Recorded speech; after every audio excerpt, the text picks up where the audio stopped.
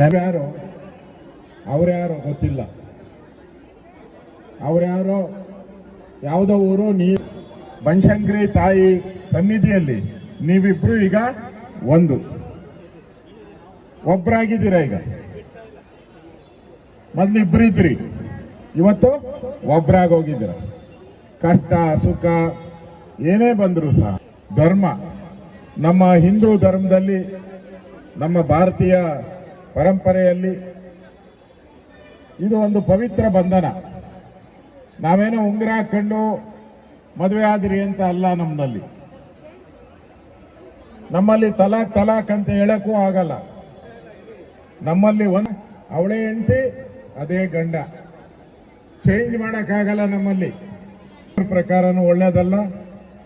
ಜನ ನಮ್ಮನ್ನ ಆಡ್ಕೊಳಕ್ಕೆ ಅವಕಾಶ. ಎಲ್ಲರೂ ಕೂಡ ಒಟ್ಟಿಗೆ ಬದುಕಬೇಕು ಅನ್ನೋ ದೃಷ್ಟಿಯಿಂದ ದೇವರ ಸನ್ನಿಧಿಯಲ್ಲಿ ಇವತ್ತು ಕಾರ್ಯಕ್ರಮ ಆಗಿದೆ. ನಿಮ್ಮೆಲ್ಲರಿಗೂ ಹಣೆ ಬರದಲ್ಲಿ ಏನು ಬರ್ದಿದ್ದಾರೋ ಗೊತ್ತಿಲ್ಲ. ಯಾರಿಗಾನ ಗೊತ್ತಿದೆಯಾ? ಗೊತ್ತಿಲ್ಲ. ನೀವು ಹಿಂಗೆ ಬಡವರಾಗೇ ಇರ್ತೀರಾ? ಅದು ಗೊತ್ತಿಲ್ಲ. ಸಾಹುಕಾರರಾಗ್ತೀರಾ? ಅದು ಗೊತ್ತಿಲ್ಲ.